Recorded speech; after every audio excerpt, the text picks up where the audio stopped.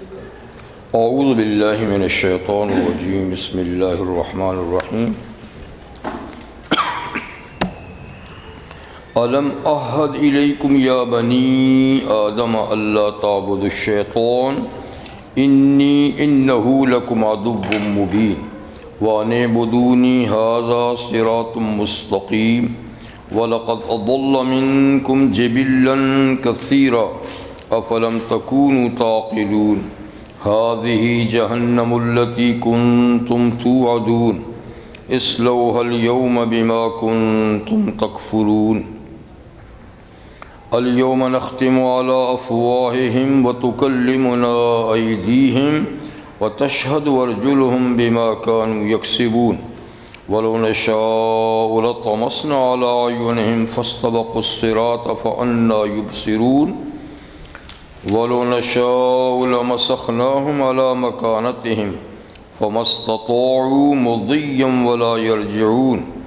وَمَن نُّعَمِّرْهُ نُنَكِّسْهُ فِي الْخَلْقِ أَفَلَا يَعْقِلُونَ وَمَا عَلَّمْنَاهُ الشِّعْرَ وَمَا يَنبَغِي لَهُ إِنْ هُوَ إِلَّا ذِكْرٌ وَقُرْآنٌ مُّبِينٌ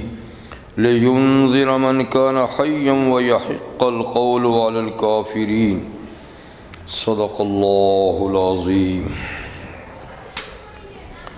سورہ یاسین کی آیت نمبر 60 سے 70 تک آیات آپ کے سامنے اس وقت تلاوت کی گئی۔ ان آیات مبارکہ سے پہلے حشر کا بیان تھا کہ حشر میں جب سور پھونکی جائے گی اور حشر کا میدان قائم ہوگا تو لوگ اپنی قبروں سے نکل کر بھاگتے ہوئے محشر کے میدان میں پہنچیں گے۔ جس طرف سور کی آواز آئے گی سب اس طرف یعنی چل پڑیں گے، اور جاتے جاتے کہیں گے افسوس ہمیں ہماری خوابگاہوں سے کس نے اٹھا دیا، ہم بڑے آرام سے تھے، کس نے اٹھا دیا ہمیں؟ تو کہا جائے گا کہ یہ وہی دن تو ہے جس کا رحمان نے وعدہ کیا تھا، اور انبیاء کرام نے اس دن کی جو سچی خبریں تمہیں دی تھی وہی دن تو ہے نا جس کو تم نہیں مانتے تھے، یہ وہ دن ہے۔ تو اللہ تعالیٰ فرماتے ہیں کہ اس دن کو قائم کرنے کے لیے کچھ ہمیں دیر نہیں لگے گی، بس ایک آواز ہی ہوگی کہ جس پر تمام انسان اٹھ کھڑے ہوں گے، کوئی وقت نہیں لگے گا۔ یعنی دنیا میں جس طرح آنے کے لیے ترتیب سے لوگ آ رہے ہیں، پیچھے سے آ رہے ہیں، اگلے جا رہے ہیں، پیچھے سے اگلے، وہاں ایسا نہیں، ایک دم اولین آخرین ایک آواز پہ سب اٹھ کھڑے ہوں گے اور حاضر ہوں گے، اور اس دن فرمایا کسی پر ذرا بھی ظلم نہیں ہوگا، ٹھیک نپا تلا حساب ہوگا، اور ہر آدمی کی کارکردگی کے مطابق اس کو سزا یا جزا ملے گی۔ اس کے بعد اللہ تعالیٰ نے پھر جنتیوں کا کچھ تذکرہ فرمایا کہ جو لوگ کامیاب ہوں گے اس دن نام عمل دائیں ہاتھ میں ملے گا، تو وہ جنت میں پہنچ کر مشغول ہوں گے، شغل میلہ جیسے کہتے ہیں، شغل میلے میں ہوں گے، خوش گپیاں کرتے ہوں گے،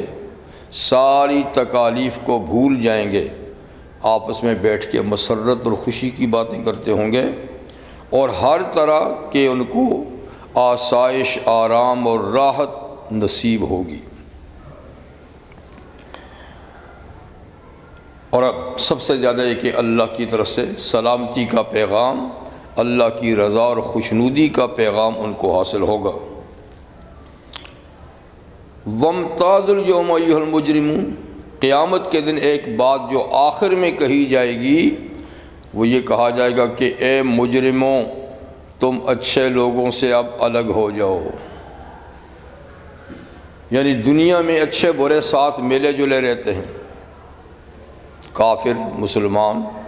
نیک بد، اچھے برے سب مکس رہتے ہیں دنیا میں، لیکن فرمایا کہ قیامت کے دن ان کو بالکل الگ کر دیا جائے گا، نیک الگ ہو جائیں گے بد الگ ہو جائیں گے، ان کو کہا جائے گا کہ آج تم بالکل الگ ہو جاؤ۔ جب الگ ہو جائیں گے تو پھر جو برے لوگ ہیں ان کو اللہ کیا فرمائیں گے؟ اب یہ اس کا ذکر ہے، فرمائیں گے کہ علم احد الیکم یا بنی آدم، اے بنی آدم، اے آدم کی اولاد کے یہ گروپ، ناکام گروپ، کیا ہم نے تم سے عہد نہیں لیا تھا؟ ہم نے تم کو دنیا میں بتایا نہیں تھا کہ اللہ تعبد الشیطان،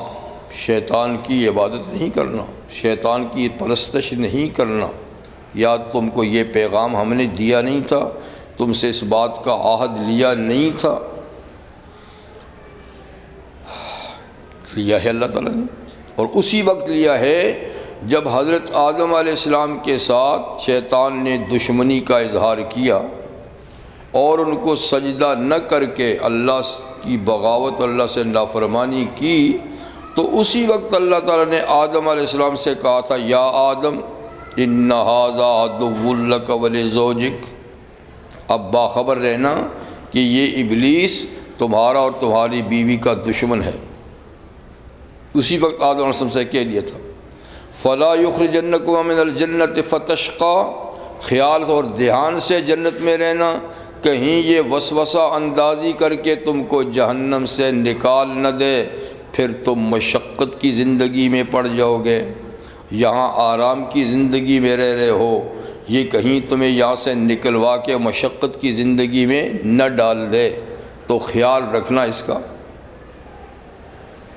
یعنی آدم علیہ السلام کو باخبر کر دیا، جب ان کو کر دیا تو جیسے ان کی اولاد کو کر دیا۔ اب وہ جو ان سے پیدا ہونے والی اولاد ہے انہوں نے ان کو بتا دیا کہ بھائی جنت سے نکالنے کا ذریعہ یہ شیطان بنا ہے، تو اس سے ہوشیار رہنا۔ پھر یوں آگے سلسلہ بڑھتا گیا اور انبیاء آتے گئے اور یہ شیطان کی کارگزاری سناتے رہے، اور جگہ جگہ اللہ تعالیٰ نے فرمایا کہ ان ھذا انہ عدو مبین، یہ کھلا ہوا دشمن ہے۔ ان الشیطان لکم عدو فاتخذوہ عدوا، شیطان تمہارا دشمن ہے، اس کو دشمن ہی سمجھنا، اس کو دشمن ہی سمجھنا۔ کہیں یہ دشمن اچھے انداز سے بھی آئے تو اس کے پیچھے بھی دشمنی ہی کارگزاری کرتی ہوگی، اس میں بھی فائدہ نہیں، تمہارا کوئی نقصان ہوگا۔ تو قرآن حکیم میں صاف ذکر ہے، اور خود شیطان نے بھی انسان سے دشمنی کی اللہ کے سامنے قسمیں اٹھائیں کہ اللہ تیری عزت کی قسم لأغوینہم اجمعین، کہ جن کی وجہ سے تو نے مجھے نکالا ہے اپنی رحمت کے مقام سے، ان سب کو میں گمراہ کر کے چھوڑوں گا، لأغوینہم اجمعین۔ اور پھر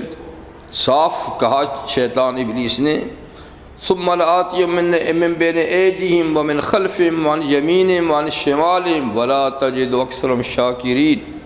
اے اللہ میں ان کے سامنے سے بھی آؤں گا، پیچھے سے بھی آؤں گا، دائیں سے بھی آؤں گا، بائیں سے بھی آؤں گا، اور اکثر بندوں کو آپ شکر گزار نہیں پائیں گے۔ دیکھ لیجیے آج بھی دنیا کی آبادی کی اکثریت کدھر ہے اور کتنی اقلیت ہے جو اس طرف ہے، اکثریت اسی طرف ہے۔ اسی لیے اللہ تعالیٰ نے ایک جگہ قرآن حکیم میں فرمایا ہے کہ شیطان نے اس وقت تو اپنا خیال ظاہر کیا تھا کہ میں ایسا کروں گا، فرمایا اس نے اپنا خیال سچا کر دکھایا۔ بات بھی یہی ہے کہ اکثریت اسی کی پارٹی میں ہے، جی اس کا خیال اس نے سچا کر دکھایا۔ تو مطلب یہ کہ اللہ تعالیٰ نے فرمایا کہ میں نے تو صاف لفظوں میں کہا تھا کہ تمہارا شیطان ابلیس جو ہے یہ دشمن ہے، تو اس سے خیال میں رہنا۔ پھر تم آج اس طرف کیوں ہو؟ اس کی بات سن کر اس طرف کیوں لگے ہو؟ یہ قصور تمہارا ہے۔ الم اعہد الیکم یا بنی آدم اللہ تعبدوا الشیطان انہ لکم عدو مبین، یہ تمہارا واضح کھلا ہوا دشمن ہے، تو اس کا عہد تم سے نہیں لیا تھا ہر زمانے میں انبیاء کرام کے ذریعے سے، یعنی لیا تھا، اور یہ بھی عہد لیا تھا کہ وَأَنِعْبُدُونِی، میری ہی عبادت کرنا۔ اس کی عبادت نہیں کرنا، میری ہی عبادت کرنا۔ تو اللہ کے سوا اب دنیا میں جس چیز کی بھی پوجا کی جا رہی ہے وہ دراصل ابلیس ہی کی جا رہی ہے۔ یہ سارے رنگ ڈھنگ اسی کے بنائے ہوئے ہیں۔ کوئی بت کے سامنے ہے تو بھی دراصل شیطان کی پوجا کر رہا ہے، کوئی دولت کے پیچھے بھاگ رہا ہے خدا کو چھوڑ کر، یہ بھی دراصل شیطان ہی کی پوجا ہے، کوئی وطن کے پیچھے بھاگ رہا ہے، یہ بھی شیطان ہی کی پوجا ہے، کوئی قوم اور قبیلے کی طرف بھاگ رہا ہے تو یہ بھی شیطان ہی، اور کوئی مقدس ہستیوں کی عبادت پہ لگا رہا ہے تو یہ بھی شیطان لگا رہا ہے۔ تو اللہ کو چھوڑ کر جو جہاں جس کی بھی عبادت کر رہا ہے یہ سب شیطان ہی کی پوجا ہے، یہ سارے رستے اسی نے بتائے ہیں۔ تو میں نے عہد لیا تھا کہ میری ہی عبادت کرنا، ھذا صراط مستقیم، سیدھا رستہ یہی ہے خدا کی عبادت۔ اور یہ بھی تمہیں باخبر کیا ہے ہم نے انبیاء کرام کے ذریعے سے کہ وَلَقَدْ أَضَلَّ مِنْكُمْ جِبِلًّا كَثِيرًا، تم ہی نہیں تم سے پہلے بھی ابلیس نے بہت سی مخلوق کو گمراہ کیا ہے، تم سے پہلے بھی بہت مخلوق کو، جبلن کا معنی مخلوق، اس نے گمراہ کیا ہے، یعنی ہر امت میں بڑی تعداد گمراہوں کی رہی ہے، تو ان کو کس نے گمراہ کیا؟ ابلیس ہی نے کیا جی۔ تو افلم تکونوا تعقلون، تم ان سے عقل نہیں لیتے تھے، ان سے سمجھ نہیں لیتے تھے کہ پچھلی امتوں میں بھی بڑی تعداد ابلیس نے گمراہ کی، تو اس کا نتیجہ کیا نکلا، اس کا رزلٹ کیا نکلا؟ تو کیا تم نے ان سے سبق حاصل نہیں کیا؟ تم نے اس کو سمجھا نہیں؟ تو یہ اللہ کی طرف سے جب دو گروپ ہو جائیں گے، جنتیوں کا چلا جائے گا، دوزخیوں سے یہ آخری اللہ کا خطاب ہوگا، اور پھر فرمائیں گے اب جو ہو گیا سو ہو گیا، ھذہ جہنم التی کنتم، یہ ہے وہ جہنم جس کا تم سے وعدہ کیا گیا تھا۔ جو ابلیس کے رستے پہ چلے گا اس کا ٹھکانہ یہ ہوگا، تم ابلیس کے رستے پہ چلے ہو، شیطان کے رستے پہ چلے ہو، صراط مستقیم چھوڑ کر، یہ تمہارا ٹھکانہ ہے، جاؤ اب اس میں، یہ جہنم۔ اصلوها اليوم بما کنتم تکفرون، داخل ہو جاؤ اس جہنم میں اپنے کفر کے سبب، جو تم نے کفر کیا، انکار کیا ہماری آیات کا، انبیاء کا اور اللہ کی توحید کا، تو اس کی پاداش میں اب یہاں داخل ہو جاؤ۔ تو اس سے پہلے جب ان پر ان کا کفر، ان کا معصیت اور ان کا مجرم ہونا ہر طرح سے ثابت ہو جائے گا، سب سے بڑی بات تو ثبوت کی خود اللہ کا علم ہے، لیکن اس کے بعد فرشتوں نے جو ڈائریاں لکھی ہیں وہ بھی، اور اس کے علاوہ اللہ تعالیٰ اڑوس پڑوس کے لوگوں سے بھی ان کی شہادتیں لیں گے، انبیاء بھی شہادتیں، فرشتوں کی شہادتیں، اور کئی قسم کی شہادتیں ان پر گزریں گی، اور روایات میں ہے کہ خود زمین سے بھی شہادت لی جائے گی جس کی پیٹھ پہ انسان نیک یا برا عمل کرتا ہے، تو زمین کا ہر وہ ٹکڑا بولے گا کہ اے اللہ میرے اوپر اس بندے نے یہ اعمال کیے ہیں، تو ہر چیز کی شہادت گزرے گی اور بالکل بات ثابت ہو جائے گی۔ تو اس وقت لوگ یہ کہیں گے کہ یا اللہ ہمیں کسی کی شہادت پر اعتماد نہیں ہے، یہ سب ہمارے مخالف ہیں، اگر ہمیں اعتماد ہے تو صرف اپنی جان پر اعتماد ہے اور کسی پر نہیں۔ تو پھر اللہ تعالیٰ فرماتے ہیں الیوم نختم علی افواہہم، پھر آج ہم ان کے منہوں پر یعنی زبان پر مور لگا دیں گے، خاموش کر دیں گے اس کو، وَتُكَلِّمُنَا أَيْدِيهِمْ وَتَشْهَدُ أَرْجُلُهُمْ، پھر ان کے ہاتھ اور ان کے پاؤں بھی شہادت دیں گے، ہم ان کے اعضاء سے بلوائیں گے تم سے یہ بندہ کیا کیا کام لیتا رہا ہے۔ آنکھ بولے گی، کان بولیں گے جی، زبان بند ہو جائے گی، ہاتھ پاؤں سارا جسم بولے گا کس نے ہم سے یہ کام لیے۔ الیوم نختم علی افواہہم وَتُكَلِّمُنَا أَيْدِيهِمْ وَتَشْهَدُ أَرْجُلُهُم بِمَا كَانُوا يَكْسِبُونَ، جو کرتے رہے سب کھول کر بیان کر دیں گے۔ پھر آگے ایک صورت میں جا کر آئے گا حامیم فصلت میں کہ اللہ تعالیٰ فرمائیں گے، وہاں بھی یہی ہے کہ ان کے اعضاء سے ہم بلوائیں گے، جب اعضاء بول لیں گے پھر زبان کو کہیں گے اب بتا کہ جس پہ تجھے اعتماد تھا وہی بول گئے ہیں۔ تو پھر انسان اپنے جسم کے اعضاء کو کوسے گا، کہے گا تم کو ہی تو بچانے کے لیے ہم نے یہ جھوٹ بولا تھا، تم خود ہی بول گئے، اب ہم کیا کر سکتے ہیں؟ تم کو ہی جہنم سے بچانے کے لیے ہم نے جھوٹ بولا تھا،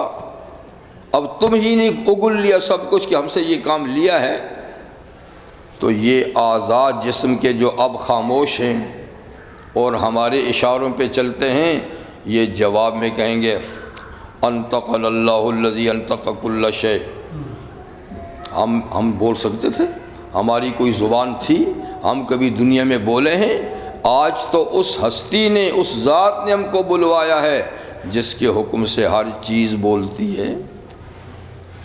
دیکھتے ہو نہیں، ہم ہی تو نہیں بولے، زمین بھی تو بولی ہے نا، پتھر بھی تو بولے ہیں نا، درختوں نے بھی تو شہادت دی ہے نا، ہر چیز بولی ہے، تو اس کے حکم سے ہم کیسے جی؟ تو بہرحال اس طرح انسان کا جرم ہر طریقے سے ثابت ہو جائے گا،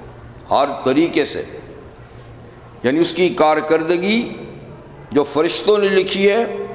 موت کے وقت وہ سب لپیٹ کے گلے میں ڈال دی جاتی ہے، اور قیامت کے دن وہی دستاویز کھول کے اس کے سامنے رکھیں گے، اقرا کتابک، اپنا نامہ عمل پڑھ، کفا بنفسک الیوم علیک حسیبا، یہی تیرے حساب کے لیے کافی ہے۔ تو اس وقت پڑھا ہوگا یا ان پڑھ ہوگا، سب پڑھے ہوں گے، یعنی سب پڑھے ہوں گے اور سب اس کو پڑھیں گے، لیکن اس پہ بھی جرا کریں گے کہ یا اللہ یہ تو فرشتوں نے لکھا ہے، پتہ نہیں کیسا لکھا ہے، ہم نے کچھ کام کیے تھے کچھ نہیں کیے تھے۔ یا ویلنا ما لہذا الکتاب لا یغادر صغیرۃ ولا کبیرۃ الا احصاها، ہائے افسوس یہ کیسی کتاب ہے، اس میں تو ہر چھوٹی بڑی چیز لکھی ہوئی ہے، ہمارے تو وہم و خیال بھی نہ تھا کہ یہ بھی لکھا ہوگا، اس میں تو ہر چھوٹی بڑی کتاب لکھی باتیں لکھی ہوئی ہیں۔ تو ہر آدمی نامہ عمل پڑھے گا، لیکن وہی نا جرا کرے گا کہ جی کچھ کیے تھے لکھیں، کچھ نہیں کیے تھے وہ بھی انہوں نے لکھ دیے ہیں۔ تو شہادتوں پہ بھی جرا ہوگا، ہر چیز پہ، آخر جسم سے بھی جب شہادت دی جائے گی تو پھر خاموش ہوئے گا، پھر اقرار کریں گے کہ ہاں واللہ ربنا ما کن، واللہ ربنا، پہلے کہیں گے واللہ ربنا ما کننا مشرکین، ہمارے رب کی قسم، اللہ تیری قسم ہے ہم مشرک نہیں تھے، نہیں۔ لیکن سب شہادتیں جب گزر جائیں گی تو پھر آخر اقرار کہیں گے انا کنا ظالمین، بے شک ہم ظالم تھے، بے انصاف تھے، بے شک ہم نے یہ سارے کام کیے ہیں۔ تو حق تعالیٰ شان فرماتے ہیں کہ دیکھو یہ سب چیز ثابت ہوگی اور اقرار کریں گے، پھر ہم ان کو جہنم میں بھیجیں گے، ایسا نہیں۔ وَلَوْ نَشَاءُ لَطَمَسْنَا عَلَىٰ أَعْيُنِهِمْ فَاسْتَبَقُوا الصِّرَاطَ فَأَنَّىٰ يُبْصِرُونَ، ہم نے دنیا میں سزا نہیں دی، سزا کے نمونے تو دکھائے ہیں کہ ایسا کر سکتے ہیں، لیکن ہم نے یہ سزا مکمل طور پر نہیں دی۔ اگر ہم دنیا میں چاہتے تو ان کے گناہوں کی پاداش میں ان کی آنکھوں کو مٹا دیتے، آنکھوں کی روشنی ختم کر دیتے، آنکھوں کی شکل ہی مٹا دیتے، اور پھر بھی فاستبقوا الصراط، آگے رستہ چلتے تو رستہ ہی نظر نہ آتا جی۔ فَأَنَّىٰ يُبْصِرُونَ، کہاں سے دیکھتے، یعنی ہم چلتے چلتے گناہ کی وجہ سے ان کی آنکھوں مٹا دیتے، ایسا بھی کر سکتے تھے، لیکن ایسا نہیں کیا، اور کر کے دکھایا کہ ایسا کر سکتے ہیں۔ کس کے ساتھ کیا؟ قوم لوط کے ساتھ، قوم لوط کے ساتھ جی۔ تو لوط علیہ السلام کی قوم پر جب عذاب آیا تو عذاب سے پہلے فرشتوں نے پر مارے اور ان کی آنکھوں کی بینائی کیا، آنکھوں کی شکل بھی ختم کر دی، بالکل اسپاٹ چہرہ۔ تو اس طرح پہلے کیا ان کے ساتھ، پھر ان کی بستیاں الٹیں، پھر ان کی پتھروں کی باری برسائی۔ تو مطلب کہ نمونہ دکھایا کہ ہم آنکھیں مٹا سکتے ہیں، مٹائی بھی۔ ہاں جی، اور وَلَوْ نَشَاءُ لَمَسَخْنَاهُمْ عَلَىٰ مَكَانَتِهِمْ، اگر ہم چاہتے دنیا میں تو ان کے گناہوں کی وجہ سے ان کو گناہ کی جگہ میں مسخ ہی کر دیتے، ان کی شکلیں ہی بدل کے رکھ دیتے، لیکن ہم نے ایسا بھی نہیں کیا۔ ان کو بڑا وقت دیا سوچنے سمجھنے کا، لیکن ایسا کر کے دکھایا کہ ہم ایسا کر سکتے ہیں، شکلیں بگاڑ کے ہم نے بتایا کہ ہم ایسا کر سکتے ہیں۔ کیا تھے نمونے؟ ایک وہی بنی اسرائیل کے کچھ لوگ جنہوں نے ہفتے کے دن مچھلی کا شکار کیا تھا، روکنے پہ نہیں رکے تو اللہ تعالیٰ نے ان کو کیا کہا، کونوا قردۃ خاسئین، ذلیل بندر بن جاؤ۔ تو بندر بن گئے، 3 دن بندر بنے رہے اور 3 دن کے بعد ان کا خاتمہ ہو گیا۔ بالکل شعور انسانی تھا، سمجھ انسانی تھی، شکلیں سب بندروں کی تھی، اپنے عزیزوں کو پہچانتے تھے، بول نہیں سکتے تھے، ان کو پہچان کے روتے تھے اپنے کرتوتوں پر، بول نہیں سکتے تھے، شکلیں بندر کی تھیں، 3 دن کے بعد مر گئے۔ اور دوسرے وہ مائدہ والے کہ عیسیٰ علیہ السلام سے درخواست کی کہ اپنے رب سے دعا کریں کہ آسمان سے کوئی دسترخوان بھیجے جس کو کھائیں جی، اور وہ دن ہمارے لیے عید کا دن ہوگا، ہمارا ایمان مضبوط ہوگا۔ پہلے تو اللہ کے نبی نے ان کو کہا کہ یہ مطالبہ رہنے دو، ایمان بالغیب ٹھیک ہے۔ انہوں نے کہا نا جناب ایمان میں فرق نہیں ہے، بالکل بس صرف یہ ہے کہ ہم اللہ کا بھیجا ہوا براہ راست خوان کھانا چاہتے ہیں۔ تو انہوں نے دعا کر دی، ربنا انزل علینا مائدۃ من السماء تکون لنا عیدا للاولین وآخرین وآیۃ منک وارزقنا انت خیر الرازقین۔ اے اللہ بھیج دے۔ دعا قبول ہوئی، لیکن اللہ تعالیٰ نے کنڈیشن لگائی، دیکھو میں مائدہ تو نازل کر لوں گا، لیکن جس نے اس کے بعد بھی ناشکری کی اور میرا قانون توڑا تو پھر معاف نہیں کروں گا، فوری طور پہ عذاب بھیجوں گا۔ خیر مائدہ آ گیا، تازہ روٹیاں بند، مچھلی رکھی ہوئی، کچھ زیتون، کچھ یہ۔ حکم یہ تھا کہ صرف فقیر کھائیں، غنی نہ کھائیں، فقیر کھائیں، غنی نہ کھائیں۔ اب غنی بیٹھیں تو ان کے منہ میں تو رال ٹپکنی ہے، بھئی یہ آسمان سے مائدہ آیا، اس کی تو کوئی بات ہی اور ہوگی۔ تو غریبوں کے ساتھ امیروں نے بھی کھانا شروع کر دیا۔ دوسرا یہ تھا کہ تازہ بتازہ کھاؤ، جہاں بکس میں بند کر کے رکھنا نہیں اگلے ٹائم کے لیے، اگلے ٹائم کے لیے پھر بھیج دوں گا، یعنی میں بھیجتا رہوں گا لیکن یہ کہ اس کو رکھنا نہیں ہے۔ لیکن کیا پتہ انسان ہے، کیا پتہ آگے آتا نہیں آتا، تو یہ بچا ہوا بھی رکھ دوں، تو وہ قانون بھی توڑ دیا۔ تو امیروں نے بھی کھایا اور بچا ہوا رکھا بھی، تو پھر اللہ کا عذاب آیا، جوان بندر بن گئے، بوڑھے سور بن گئے، جوان بندر بنے اور بوڑھے سور بنے۔ تو فرمایا ہم نے شکلیں بگاڑ کے قانون، ہمارے قانون کو بگاڑنے والوں کی شکلیں بگاڑ کے بھی ہم نے بتا دیا۔ اگر اس طرح ہم ہر قانون کو توڑنے والے کی شکل بگاڑ دیں تو ہم نے قدرت کا نمونہ بتا دیا، لیکن ہم نے دنیا میں ایسا کیا نہیں۔ رحمت عالم صلی اللہ علیہ وسلم کا ارشاد ہے،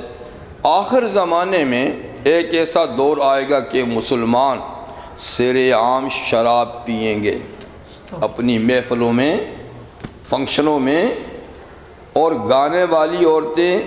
گائیں گی، ناچنے والی ناچیں گی، شراب لنڈائی جائے گی۔ تو اللہ تعالیٰ کیا کریں گے، ان کو کبھی زمین میں دھسا دیں گے یا خسفن و مسخن، زمین میں دھسا دیں گے یا شکلیں بگاڑ دیں گے۔ تو یہ کام تو شروع ہو چکا ہے، لیکن وہ بگڑنے والی بات ابھی نہیں ہے۔ دیکھیے کیا ہوتا ہے، یعنی اب محافل میں، محفلوں میں یہ کام تو آپ دیکھتے ہیں، سنتے ہیں، ہو رہا ہے، لیکن اب شکلیں کب بدلتی ہیں، زمین میں کب دھنستے ہیں، اس کا انتظار کیجیے۔ تو ایسا ہونا ہے۔ تو اللہ تعالیٰ فرماتے ہیں ہم کر سکتے تھے، لیکن دنیا میں ہم نے ایسا عام لوگوں کو کیا نہیں، اب سارے اپنے کیے کا بدلہ جہنم کی صورت میں پاؤ۔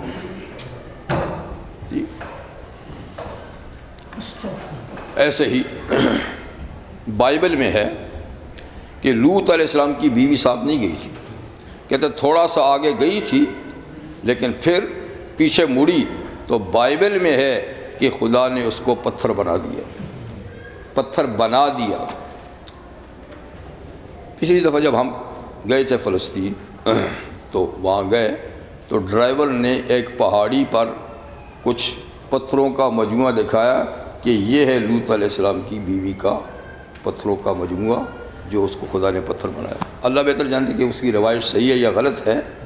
لیکن اس نے مال بتایا ایک گنبد سا بنا ہوا کہ یہ ان کی بیوی جو ہے پتھر بنی ہے، یہ وہ ہے۔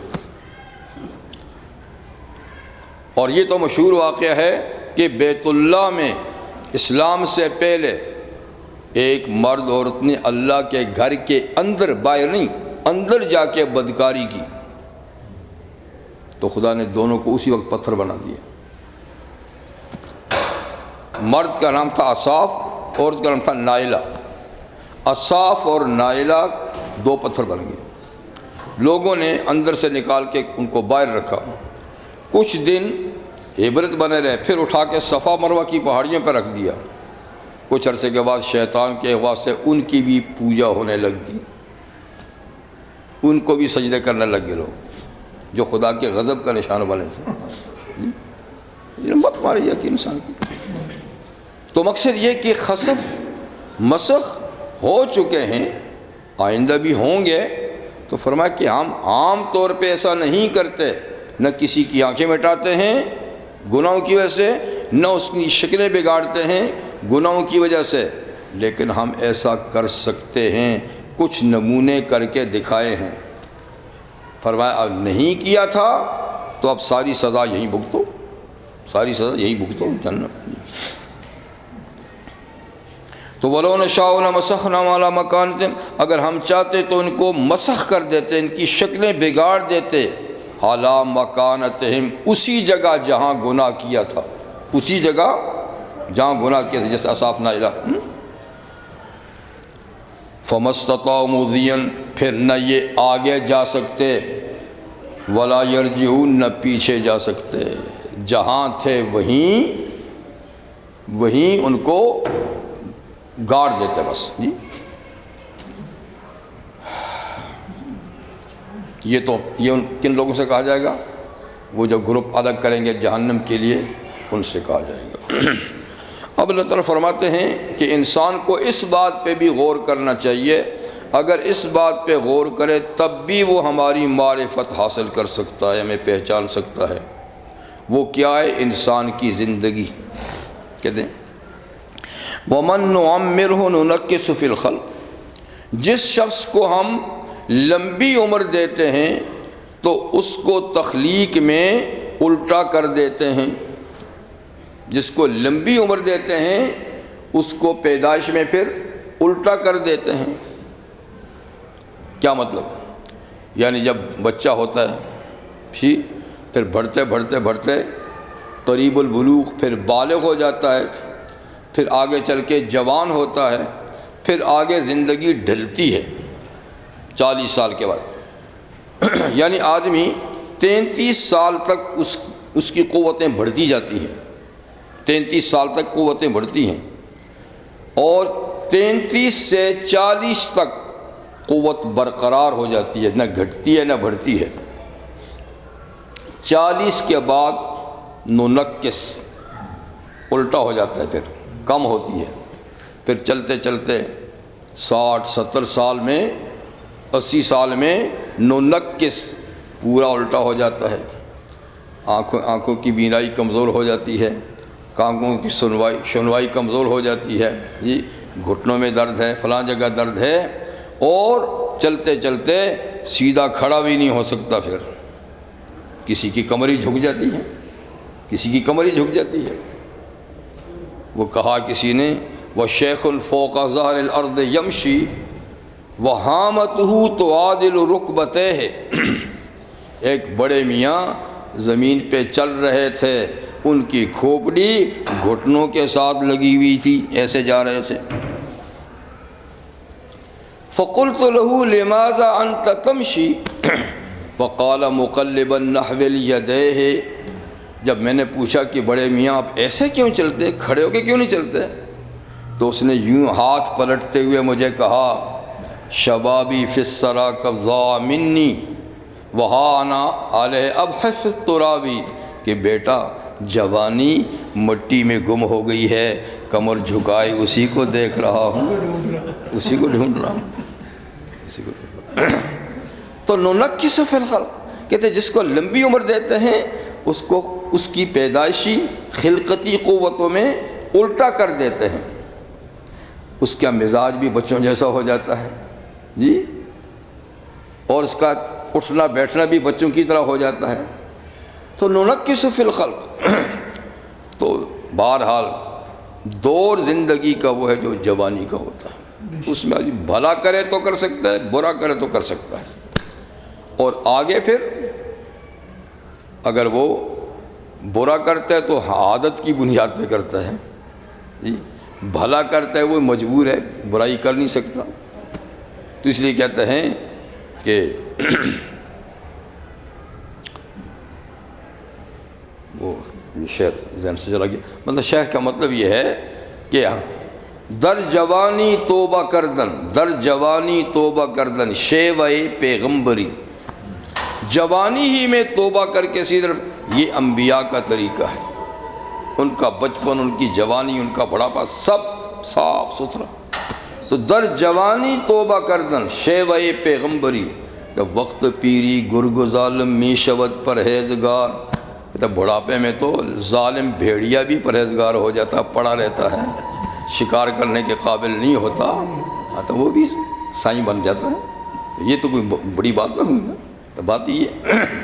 تو مطلب ہے کہ انسان کی زندگی کا یہی حصہ سب سے قابل قدر ہے، اور اس حصے کے بارے میں اللہ تعالیٰ خاص سوال کریں گے، یعنی پوری عمر کا سوال بھی ہوگا کہ یہ جو میں نے عمر کا گفٹ اور تحفہ دیا تھا کن کاموں میں لگایا، لیکن خاص طور پہ جوانی کا پوچھیں گے کہ جوانی بڑھاپے تک کن کاموں میں پہنچائی، جس میں تو ہر کام کر سکتا تھا وہ کیا کیا، جی۔ رخصت ہوا شباب، رخصت ہوئے یعنی شباب، رخصت ہوئی شباب کے ہمراہ زندگی، جگر مراد آبادی کے شہر ہیں، رخصت ہوئی شباب کے ہمراہ زندگی،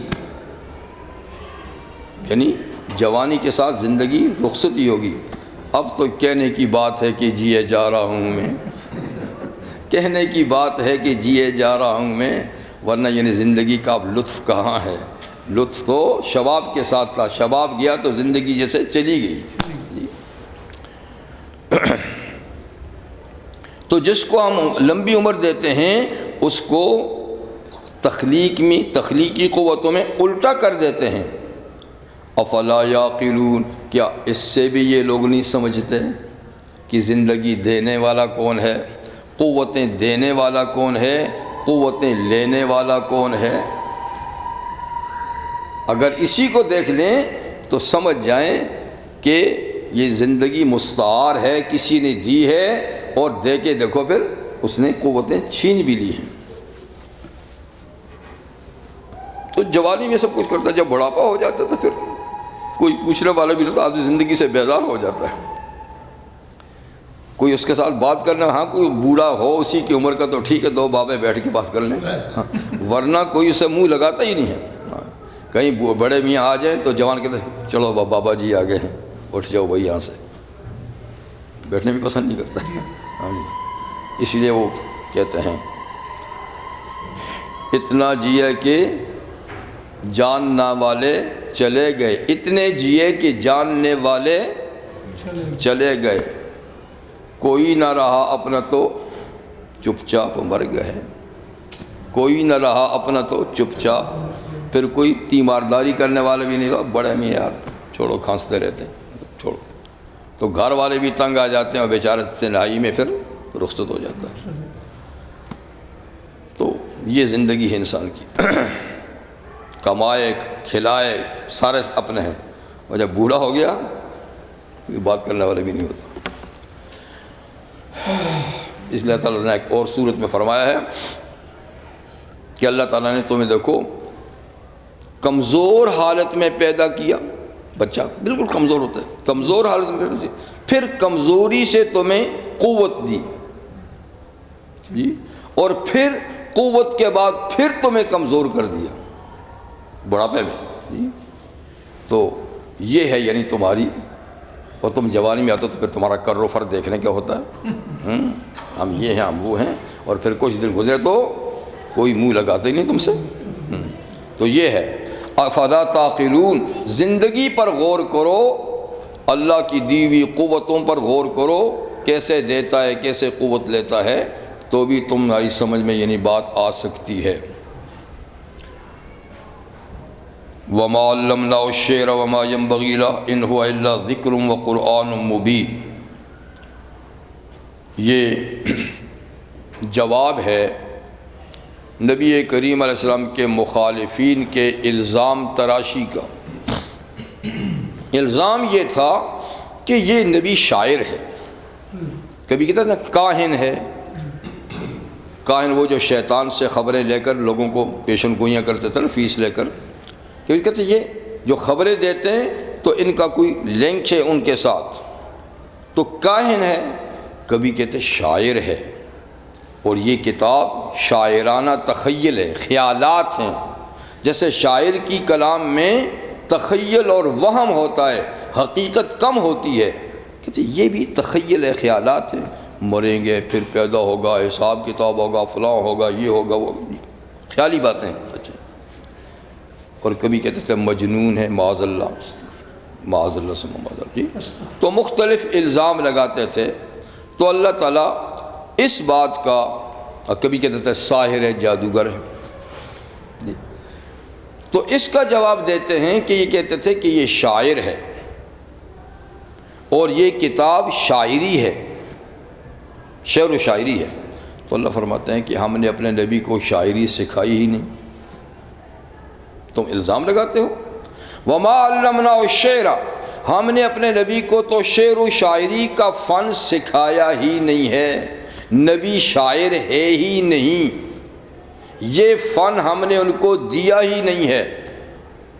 وما ينبغي له، اور نبی کی شان کے ساتھ اس کی مناسبت بھی نہیں ہے، نبی کی شان کے ساتھ اس چیز کی مناسبت بھی نہیں۔ نبی حقائق بیان کرتا ہے، حقیقت، اور شاعری محض خیالات ہیں جی، زمین آسمان کے خلابے ملائیں گے جی، سچ جھوٹ مکس ہوگا، اور جتنا زیادہ جھوٹ ہوگا اتنی ہی وہ شاعری واہ واہ کریں گے، شاعری جتنی وہمی اور خیالی باتیں ہوں گی اتنی وہ شاعری بڑی پسند کی جاتی ہے، اسی کی حقیقت تو نہیں ہوتی جی۔ اور فرما قرآن تو حقائق ہیں، ہر بات نپی تلی اور بالکل سچی ہے، اس کا شاعری سے کیا موازنہ کرتے تم؟ اور یہ کہ ہم نے اپنے نبی کو شاعری سکھائی ہی نہیں اور وہ ان کے مناسب ہی بھی نہیں، تو اس کا مطلب یہ نہیں ہے کہ شاعری بذات خود کوئی بری چیز ہے اس لیے نہیں سکھائی، نبی کے شایان شان نہیں ہے، نبی کے شایان شان نہیں ہے، یہ نہیں کہ وہ ٹوٹلی ہے ہی کوئی خراب چیز ہے۔ خود نبی کریم علیہ السلام نے فرمایا کہ شاعری ایک کلام ہے، تو جیسے ہر کلام اچھی اور بری ہوتی ہے تو شاعری میں بھی اچھی اور بری چیزیں ہیں، اچھے شعراء بھی ہیں برے بھی، یہ بھی آپ کا ارشاد ہے جی، الشعراء تلمیذ الشیطان، کہ شاعر جو ہے نا یہ شیطان کے شاگرد ہیں، اور یہ بھی فرمایا الشعراء تلمیذ الرحمن، شعراء اللہ کے تلمیذ اور شاگرد ہیں۔ تو مطلب وہ تو کلام تک ہے نا، اگر اس کی شاعرانہ کلام حقائق پر مبنی ہے، سچائی پر مبنی ہے، تو گویا اللہ القاء کرتا ہے مضامین، اور وہ ترتیب اللہ کی طرف سے آتی ہے، اور اول فول بکتا ہے وہ، تو یہ پھر شیطان اس کا استاد ہے۔ تو خیر یہ کلام ہے، اچھی ہے تو اچھی، لیکن پھر بھی اس کو اتنا اسلام نے پسند نہیں کیا کہ آدمی اسی کے پیچھے لگ جائے، کیونکہ حضور صلی اللہ علیہ وسلم نے فرمایا کہ آدمی کا پیٹ پیپ سے بھر جائے یہ اچھا ہے کہ شاعری سے بھر جائے، اس لیے کہ کہیں نہ کہیں تو مبالغہ ہوگا، کہیں نہ کہیں تو شاعری میں الٹی سیدھی بات ہوگی، تو اس لیے اس سے یعنی بچ ہی کے رہنا چاہیے۔ لیکن جہاں تک اچھی شاعری ہے وہ اپنی جگہ میں ٹھیک ہے۔ خود پیغمبر کریم صلی اللہ علیہ وسلم کے صحابہ میں شاعر تھے، ٹھیک ہے نا، کعب بن مالک شاعر تھے، عبداللہ بن رواحہ شاعر تھے، جی حسان بن ثابت شاعر تھے، ابو بکر صدیق شاعر تھے، اس طرح کے نہیں لیکن تھے، اور بڑے ناقد بھی تھے، یعنی صحیح غلط شاعری میں فرق بھی کرتے تھے، اور لوگ اپنی کلام کی تصحیح بھی ان سے کراتے تھے۔ حضرت عمر بھی شعر بولتے تھے، علی مرتضیٰ شعر کہتے تھے، تو مطلقاً بری نہیں ہے جی۔ ہاں ان کی شاعری جو ہے وہ حقائق پر مبنی ہوتی تھی۔ اس کے بعد ہم امت میں دیکھیں مولانا روم ماشاءاللہ، ان کی مثنوی رومی پڑھیں، سب شاعر ہیں، کیسی حقائق ہیں ان کے اندر۔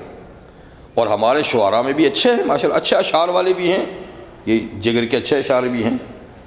جی، غالب کے اچھے شعر بھی ہیں، لیکن زیادہ تر وہی ہیں۔ لیکن اقبال کی شاعری دیکھیے ماشاءاللہ جی،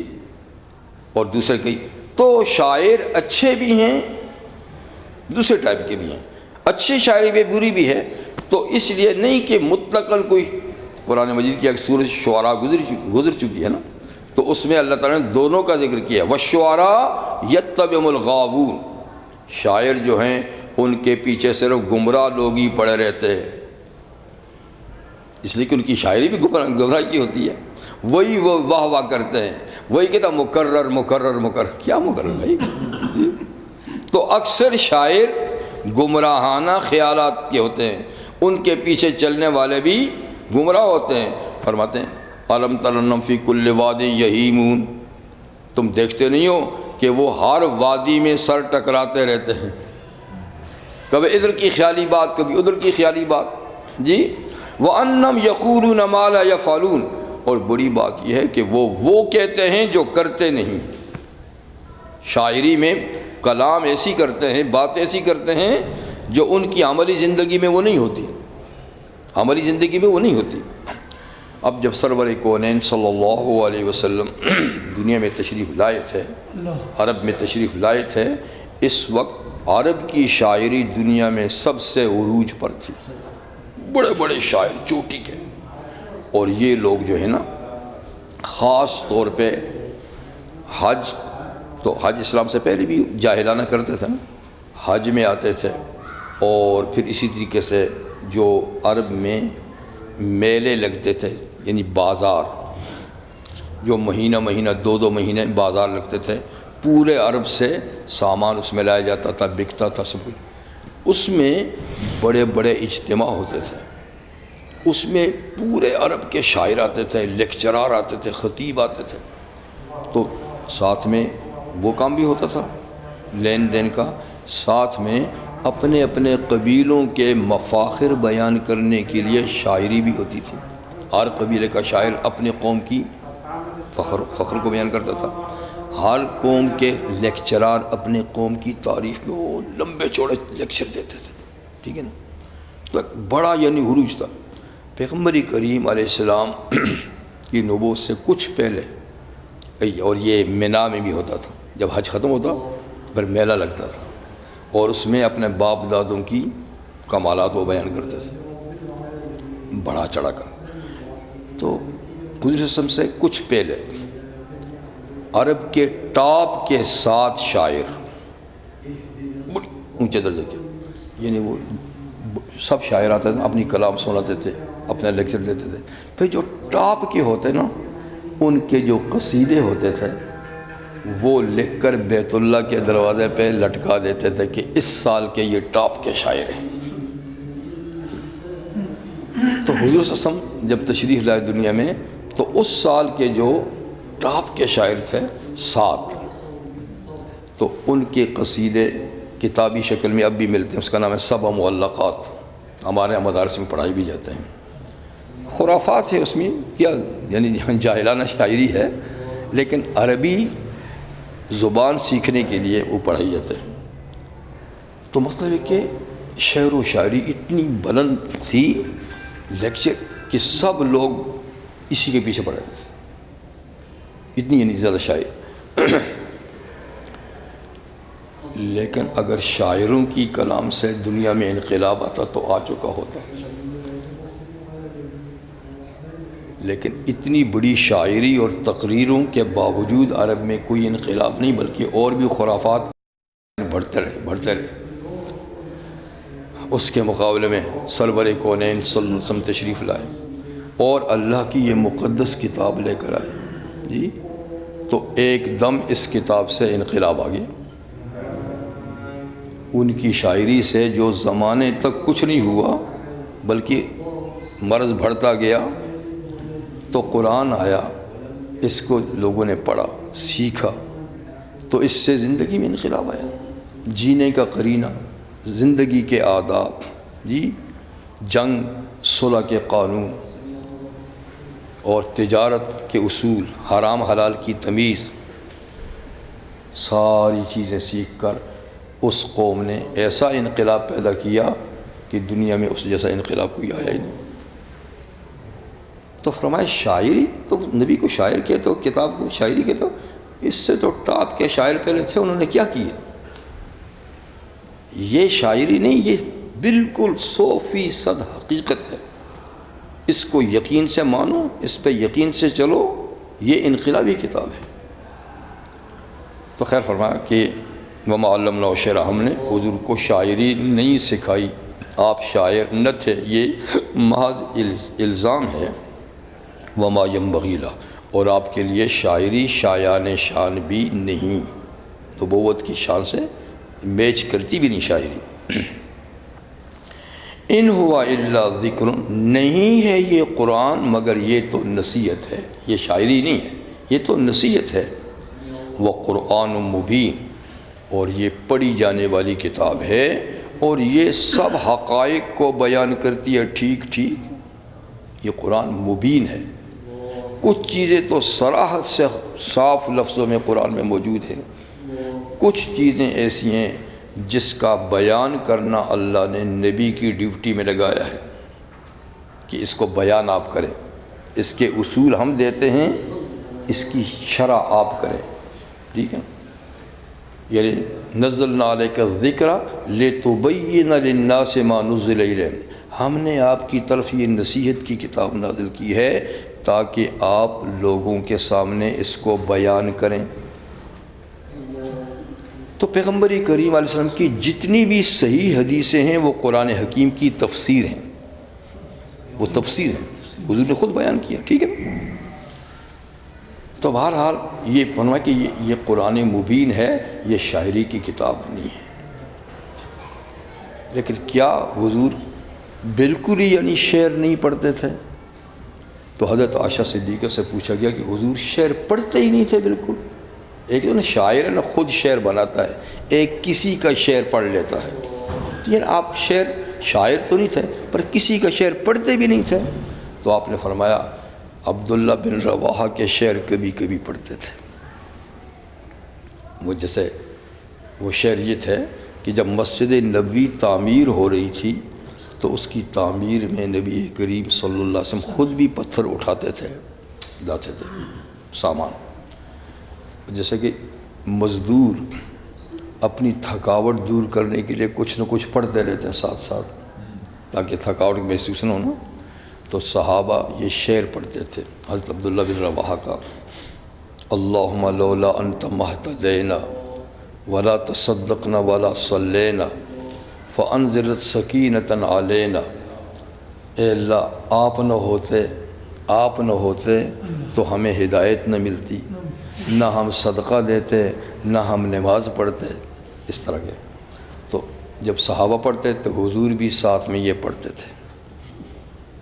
حضور بھی ساتھ ساتھ پڑھتے تھے۔ اور فرماتی ہیں کہ کسی اور شاعر کا جو پہلے تھا اس کا بھی ایک شعر آدھا حضور کبھی کبھی پڑھتے تھے، آدھا، سارا نہیں۔ وہ تھا ستبدی لکل ایام ما، جی ستبدی لکل ایام ما کنت جاہل ویاتی کبر اخبار ملم تزودی۔ یہ پورا تو نہیں پڑھتے تھے، یہ پچھلا ویاتی کبر اخبار ملم تزودی۔ شاعر کا کہنے کا مطلب یہ ہے کہ عن قریب وقت آپ کے سامنے ایسی چیزیں ظاہر کرے گا جو آج تجھے معلوم نہیں ہیں، یعنی آنے والے وقتوں میں ایسی چیزیں ظاہر ہوں گی جو آج تجھے معلوم نہیں ہیں، اور تیرے پاس ایسے لوگ خبریں لائیں گے جن کو خبریں لانے کے لیے تو نے کچھ پیسے بھی نہیں دیے ہوں گے، ٹکٹ بھی نہیں دیا ہوگا، فری میں تجھے خبریں لا کر پہنچائیں گے، ایسا وقت ہوگا۔ یہ شاعر نے اس لیے کہا کہ پہلے زمانے میں خبریں معلوم کرنا آسان نہیں تھا۔ آج تو ماشاءاللہ آپ بیٹھے گھر میں بیٹھے ساری دنیا کی خبریں سن لیتے ہیں فری میں۔ پہلے زمانے میں کہیں سے خبر لانا آسان بات نہیں ہوتی تھی، اس کے لیے باقاعدہ آدمی بھیجے جاتے تھے، ان کو سواری مہیا کی جاتی تھی، ان کے آنے جانے کا ٹی اے ڈی اے بھی دیا جاتا تھا، سب کچھ، تب کہیں جا کے خبر آتی تھی۔ تو شاعر کے کہنے کا مطلب یہ ہے کہ ایسا وقت آئے گا کہ آپ کو خبر لانے کے لیے کسی کو کچھ دینے کی ضرورت نہیں پڑے گی، فری میں خبریں آئیں گی۔ تو اس میں ایک تو یعنی موجودہ زمانے کی طرف اشارہ ہوگا، اس میں خود نبی کی طرف بھی اشارہ ہے کہ ایسا وقت آئے گا کہ اللہ کے نبی تمہیں ایسی ایسی خبریں دے گا دنیا آخرت کی کہ وہ تم سے کچھ لے گا بھی نہیں، فری میں تمہیں دے گا، فری میں دے گا، ٹھیک ہے نا۔ تو خیر فرمایا کہ یہ شعر کبھی کبھی حضور گنگناتے تھے اور کبھی عبداللہ بن رواحہ کا، لیکن حضور شعر سنتے ضرور تھے، ہاں دہراتے کم تھے، بس یہ ایک دو سنتے تھے۔ کسی کے پسندیدہ شعر فرماتے تھے، جیسے کہ حدیث میں کہ ایک صاحب سے پوچھا کہ بھئی کچھ شعر سناؤ، اس نے امیہ بن سلط ایک شاعر تھا، اس کے شعر سنا ہے، ایک سنا پھر فرمایا اور بھی سناؤ، اور بھی سناؤ، کرتے کرتے 100 اشعار اس نے سنائے۔ اور حضرت حسان بن ثابت اور کعب بن مالک کے شعر تو آپ سنتی تھے۔ حسان بن ثابت کے شعر تو آپ مسجد میں ان کو ممبر پہ بٹھا کے فرماتے تھے، تم پڑھو، اشعار پڑھو، اللہ تمہاری مدد کرے گا۔ تو ان کے اشعار کیا ہوتے تھے؟ کافر جو نبی کریم علیہ السلام کے خلاف اشعار پڑھتے تھے تو یہ ان کا جواب دیتے تھے۔ تو فرماتے تھے حضور کہ تیرے شعر کافروں پر تیر اور تلوار سے زیادہ اثر کرتے ہیں، تیر اور تلوار سے زیادہ اثر کرتے ہیں۔ تو خیر وہ باقاعدہ اشعار پڑھتے تھے، حضور کی تعریف میں بھی ان کے بڑے بڑے اشعار ہیں، اور جو کافروں کے خلاف انہوں نے شعر۔ تو مقصد شاعری سنی آپ نے، اچھے اشعار سنے بہت، لیکن پڑھتے بہت کم تھے۔ لیکن خود سے بنانا تو اللہ نے سکھایا ہی نہیں، یہ فن سکھایا ہی نہیں۔ تو یہ قرآن ہے، یہ شاعری کی کتاب نہیں۔ لِيُنذِرَ مَنْ كَانَ حَيًّا، فرمایا یہ قرآن ہم نے اس لیے بھیجا ہے تاکہ محمد صلی اللہ علیہ وسلم آپ ان لوگوں کو ڈرائیں جو زندہ ہیں، جو زندہ ہیں ان کو ڈرائیں، وہ ڈر سن کے ٹھیک ہو جائیں گے، لیکن جو مردہ ہیں ان کو سنانے سے کوئی فائدہ نہیں۔ تو یہاں زندہ سے مراد یہ زندہ مردہ جو ہمیں وہ نہیں، یہاں زندہ سے مراد ہے یعنی جس میں ہدایت کی صلاحیت ہے، جو کچھ سن کر ہدایت قبول کر سکتا ہے، آپ اس کو ڈرائیں اس کو ڈرنا کیا فائدہ ملے گا، وہ ڈر کے ہدایت قبول کرے گا جی۔ وَيَحِقَّ الْقَوْلُ عَلَى الْكَافِرِينَ، اور کافروں پہ بات ثابت ہو جائے گی، وہ مانیں گے تو نہیں لیکن حجت قائم ہو جائے گی کہ ہم نے تو تم کو ڈرایا تھا، تم نہیں ڈرے ہو، غلطی تمہاری ہے۔ تو کافروں پہ اثر تو نہیں کرے گا، حجت قائم ہو جائے گی، اور جو زندہ ہیں باصلاحیت لوگ ہیں وہ اس سے فائدہ اٹھائیں گے، اس سے فائدہ اٹھائیں گے۔ تو یہ ہے قرآن حکیم کے نزول کی وجہ کہ آپ اس سے لوگوں کو ڈرائیں۔ لوگ دو طرح کے ہیں، ایک زندہ ایک مردہ۔ جو زندہ ہیں وہ سن کے فائدہ اٹھائیں گے، جو یہاں سے مردہ ہیں ان پہ بات ثابت ہو جائے گی کہ ہم نے تو ڈرایا تھا، تم ڈرے کیوں نہیں ہو۔ تو آپ کو ہر لحاظ سے فائدہ ہوگا، سننے والے بعض کو فائدہ ہوگا بعض کو نہیں ہوگا۔ بس کر لیں۔ سبحانک اللہم و بحمدک، اشہد ان لا الہ الا انت، استغفرک و اتوب الیک۔